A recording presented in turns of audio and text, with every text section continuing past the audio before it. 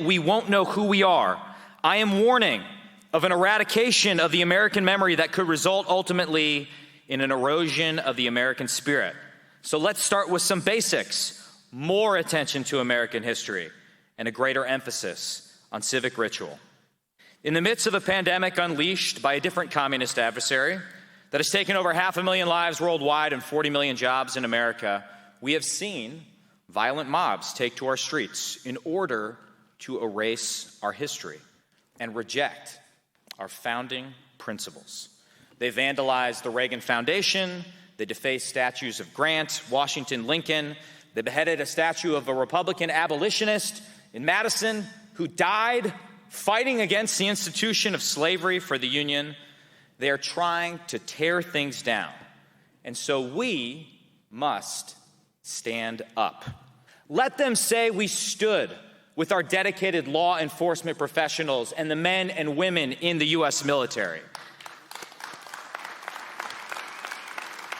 Let them say that we stood for America's flag because we stand for America itself, and we stand for the simple idea that America is the greatest country in the history of the world. Do we want to be the next Seattle? No. Do we want to be the next Minneapolis? No. Do we want to be the next Chicago? No. Then we need to ensure that our police departments have the resources they need to do their jobs, to be able to be there for the single mom who calls if there's a break-in in their house. We will not defund the police, and this president will stand on the side of law and order. Joe Biden's economic policies are destructive. He wants to ensure that we push forth the Green New Deal. That would cost thousands of jobs. He also believes in raising taxes and getting rid of the president's tax cuts. Freedom to worship, freedom of speech. We will not be shut down. We will not be silenced. And remember, as my father has told me, our freedoms are fragile. The Democrats, they don't want you to speak up. They want you to fear. They want you to be silent. And it's our job to stand strong. Folks, it's going to be up to you and I. It's going to be up to us Republicans to deliver here in 2020. Because I can tell you, Democrats are scared to death of the socialist left in their party. The radical elements, the mob, they are scared to death. My opponent is one of those extreme Democrats. She sits on the board of a statewide committee, statewide organization, where they want to release violent felons out on the street. They want to release them. I mean, just think about it. You go down to places like Dane County, they'd rather let the criminals out and lock down those that want to go to church.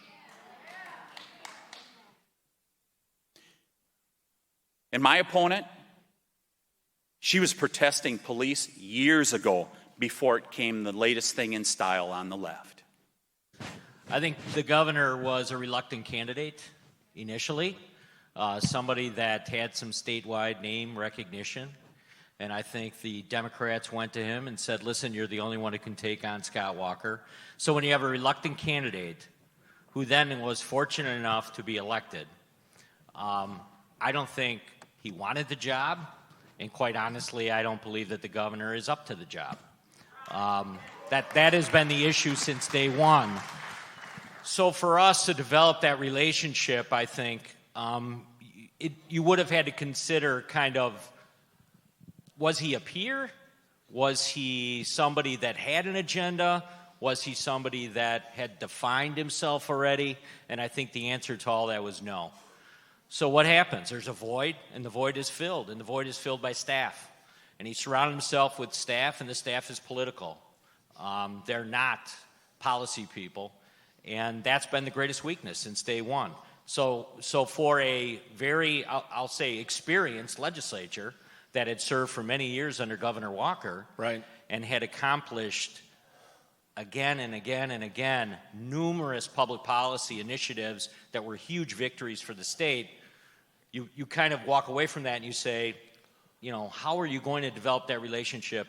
It just has not happened, and it still shows today. And, you know, we were joking about the recording earlier, but, you know, that's kind of the epitome of, I think, the disrespect that has emerged, and it's not good. It's not a good situation right now. It's a complete lack of leadership and accountability. I mean, when you talk about the recording, for example, no one has ever been held accountable for doing something that is basically illegal. Today, we are seeing an entire generation of youth being told a series of lies, and we are now sowing what our broken educational system and a corrupt media have reaped. The lie goes something like this, as I alluded to earlier this morning. America is an evil country. America is a racist country. America is so evil, so racist, that not only must we apologize for it, we must tear it down and build it anew in order to erase its evil history. Well, don't believe me. Think back to December of 2019, which feels like decades ago. But the Communist Party of China was unleashing a plague around the world. Now, it took the world a few months to realize what was happening, but if we look to history, this is exactly what communists do. We shouldn't be surprised. They lie, they threaten, they kill dissenters. They did this because they fear the truth. They fear their own citizens. And at the time, the World Health Organization, the organization we pay billions of dollars to help us prevent pandemics, was covering for the Chinese Communist Party's lies, telling us they were doing a great job containing the outbreak. It's about blaming America first. And this is the stark contrast we will see going into November. A party that blames America first versus a party and a president that puts America first. Now let's go back to the fish in the water. Not only do these people take what we have in America for granted, they also believe that the water is tainted. They believe America is inherently evil and racist, that we as Americans should not celebrate our independence, but apologize for it. They believe this country must be torn down, transformed.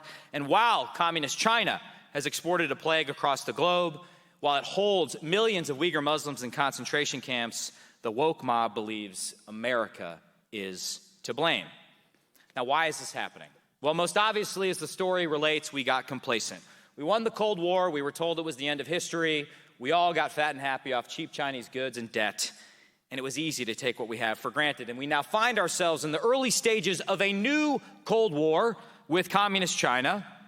It is an existential competition for geopolitical dominance that will define both of our countries for decades to come. Yet we are losing this new Cold War before it even begins because we lack a clear sense of why we deserve to win, why we in America are the good guys, and why the Chinese Communist Party deserves its place on the ash heap of history. As a senator, Biden voted in favor of welcoming China into the World Trade Organization, the biggest disaster for Midwestern manufacturing in modern history. And as he said at the time, quote, "I believe that a rising China is a positive development, not only for China, but also for the U.S. and the world." But the truth is, this contrast is not just about Trump versus Biden. This election is about the mobs of leftists that stand much taller than Joe Biden. They force those who they disagree with to apologize for the sins of America or be silenced. They force those who they disagree with to kneel before them, adopt their radical beliefs, cancel our history, and tolerate lawlessness under the disguise of justice. That is how great countries die, by bending to the mob. Well, here we say that we refuse to kneel before the mob.